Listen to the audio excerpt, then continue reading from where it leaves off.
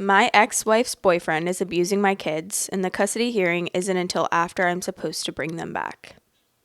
Trigger warnings, vivid descriptions of child abuse, deception, and attempted fraud and gaslighting. Michigan, USA. I just had the most horrific day of my life on Friday. I found out my ex-wife's boyfriend has been beating our children, 7 and 8. I split up from my wife about 6 months ago, and she started seeing someone seriously about a month after that. 3 or 4 weeks ago, he unofficially moved in. I never liked him, but I never had a reason to believe that he was violent. My custody arrangement is such that I get the kids for a week, then she gets the kids for a week, back and forth.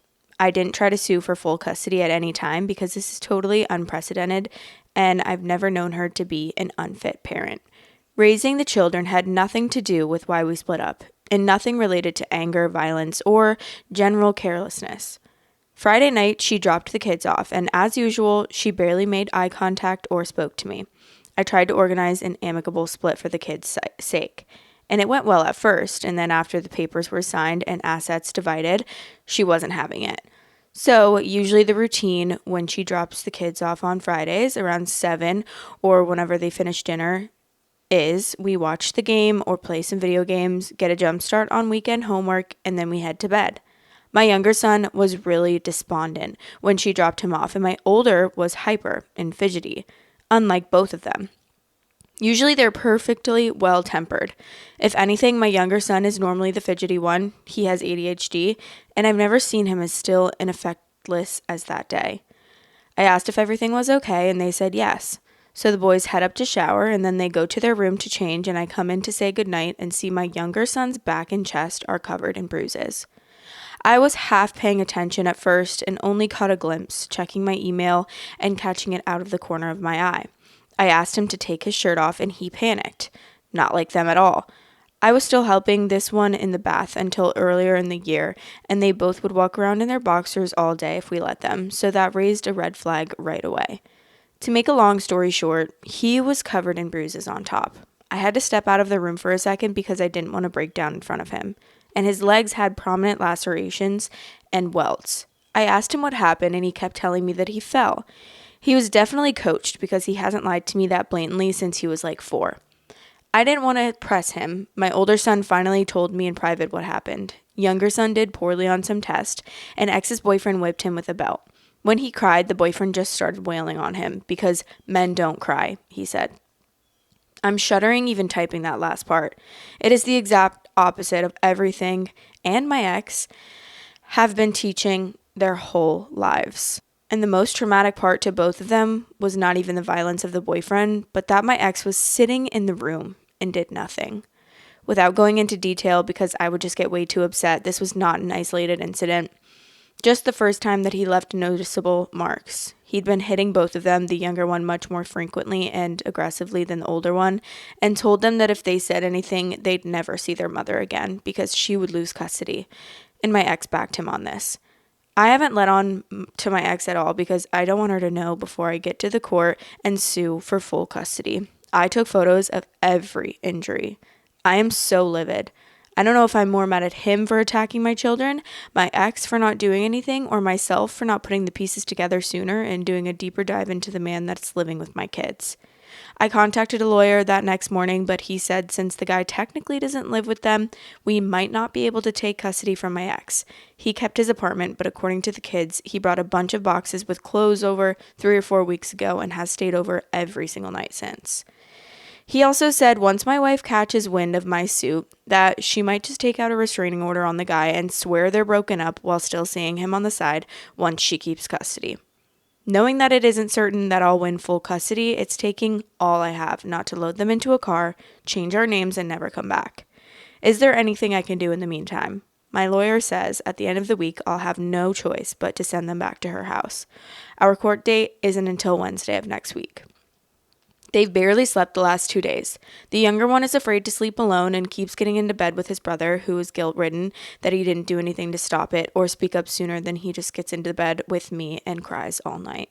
They're both in counseling starting 2 days from now. I did not see this coming at all. My ex-wife was so against violence that she wouldn't even kill a spider in the kitchen and spent hours trapping it into a glass to release it. She found out a teacher had yelled at one of our kids and had a meeting with the principal the same day.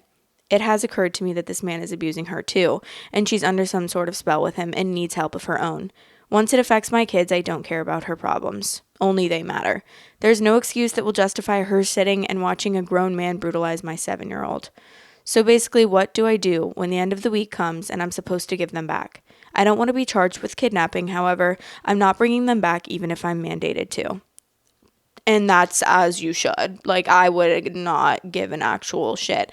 I mean, obviously it sucks because it's like if you are charged with kidnapping and you end up going to jail or something, then you can't help them from jail. But like, I completely understand why you wouldn't want to bring them back. I would feel like I'm basically the one beating them if I sent them back there. Like, I would just feel so awful and so terrible if I had to end up taking them back to that house, just knowing that that's going to happen again, and that's just traumatizing your kids even further. I mean, I would be catching a case. Like, I cannot believe that people just are like, abusive relationships obviously are so hard, and I totally get that. I understand that. And I get that, like, you are just so entangled in the relationship, you're so trauma bonded to the abuser. I totally get it, but like, I just cannot understand how you could just watch your kids get beat. Like, I genuinely think that I would probably die for my kids. I mean, I don't have kids, but like, if I'm thinking about any type of family member or even just like a close friend, I feel like I would do so much damage to that man because, and then I would probably go to jail. Not saying that like you're a bad person if you're not, fighting back, because I understand that is like a terrible situation to be in. But I could not watch someone beating innocent children, even if they weren't even my own. Like, I can't watch that. I cannot. I don't know. I would literally stab him. Not to be violent, but I would be violent because I would be those are just innocent little children. And that's so heartbreaking. And it would piss me off so much knowing that I've tried so hard to raise my kids in a way that they'll have the least amount of trauma. They'll grow up being, emotional, knowing how to express, like, emotionally intelligent, knowing how to express their emotions, regulated, knowing how to regulate their nervous system on their own, and just being good people. And how much work I would put into teaching my kids to be that way. And then to know that, like, this guy is just ruining all of that and setting them back so far. And now they're going to have trauma for the rest of their life because of this stupid idiot of a man. And I really wish that the court system could do more. Like, I really wish. I don't understand how that's even a thing. Like, if I saw those pictures, I would be like, yeah, you get temporary, like, we'll immediately get temporarily full custody for you. I don't know if it's different in other states or what, but it needs to be more. How can you just say, well, you'll have to send them back at the end of the week, even though you have proof that they've been being beat? And then she can just go around and get like a restraining order, but still be with him on the side. Like, that really pisses me off. That it's almost like they're saying there's really nothing you can do about it. You just have to let your kids be beat, or you're going to be charged for kidnapping.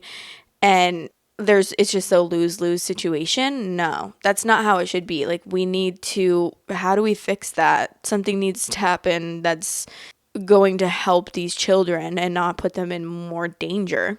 Okay, here's a small update. It says, he's up and we're on our way to the hospital. I'm having both kids examined just to remain on the safe side. I called CPS and said that I'm bringing the kids to the hospital and I'm scared to return them to their mother's care. Fingers crossed.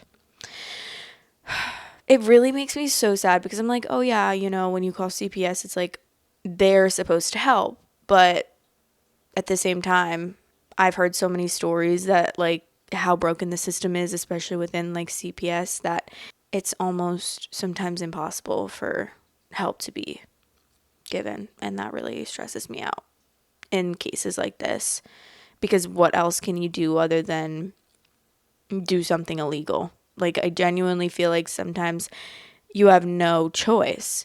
It's either I get charged for kidnapping, I literally kill the man because he's beating my kids, and then I still go to jail. Like, what? How? You can never win? It's the bad guy just gets away with it?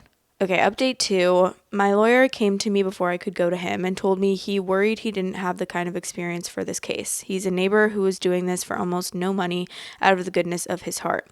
And he connected me to a lawyer with experience in these cases and family court, who is also being very generous with her rates. In the meantime, my ex-wife arrived out of nowhere to try and take the kids back. I saw her standing at our door, pounding and shouting as I pulled back up from meeting with the lawyer.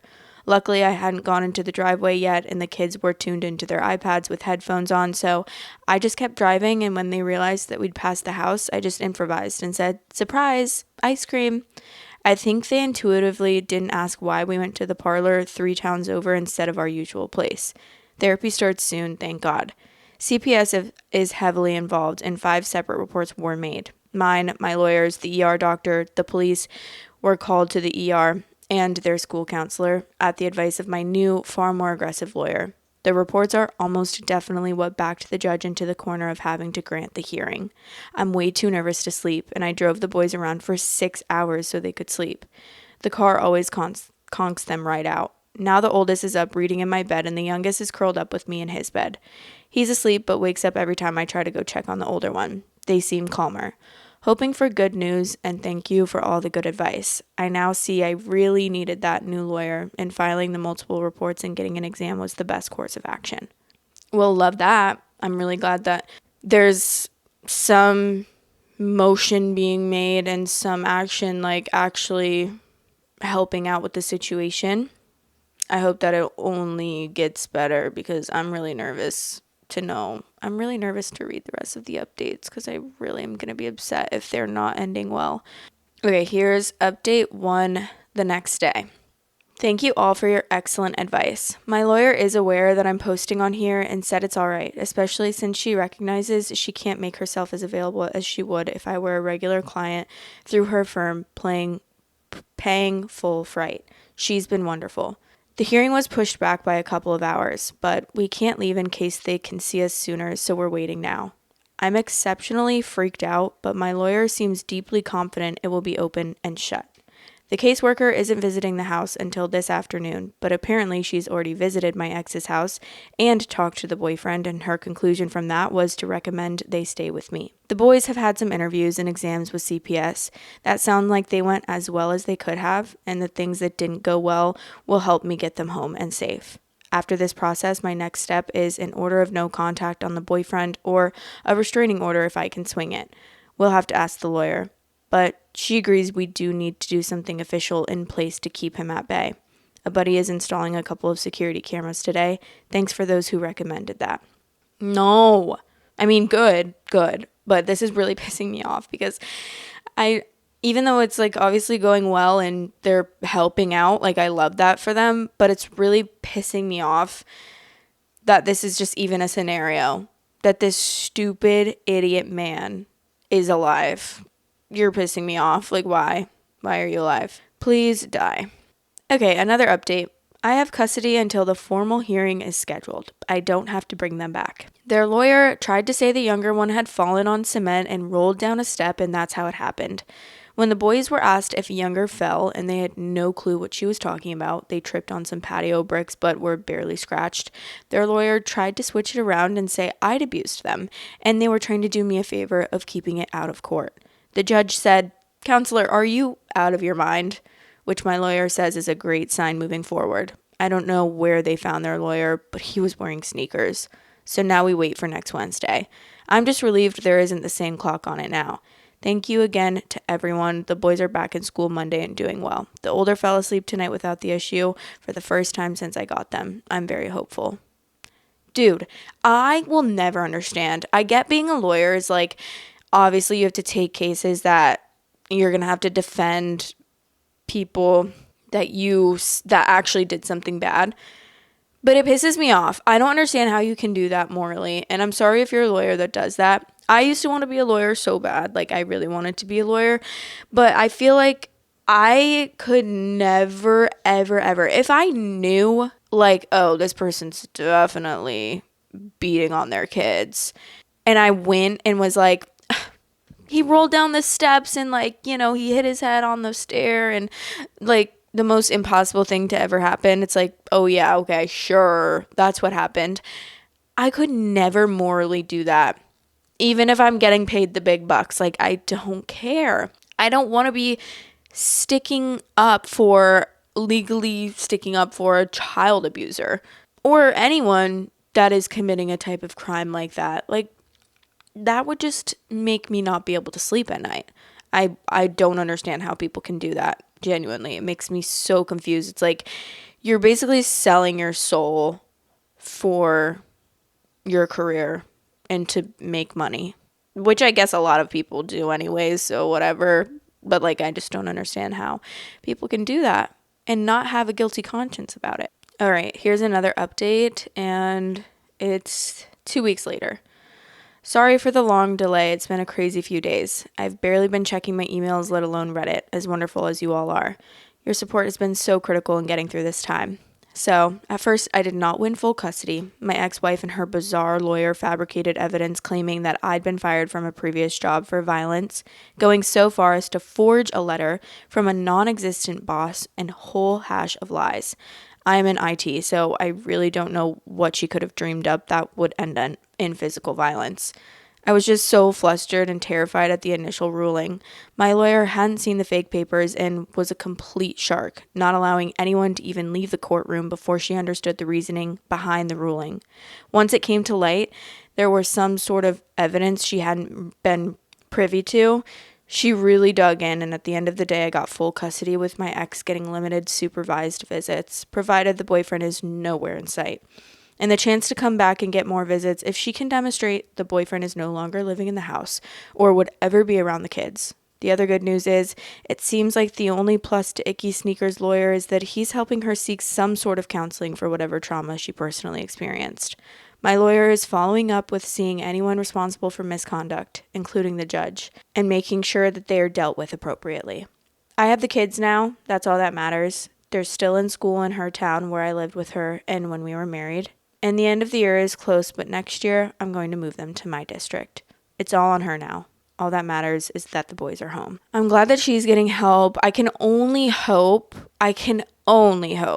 that she gets out of that relationship and gets better and will be able to understand what she did wrong, because just knowing that she was there and just, like, greenlighting her boyfriend abusing her children, it makes it really hard for me to, and I'm a very empathetic person, but it genuinely makes me hard to have, like, empathy for that, because it's just like, how can you see your kids being beat by your boyfriend and just be like, okay, yeah, great.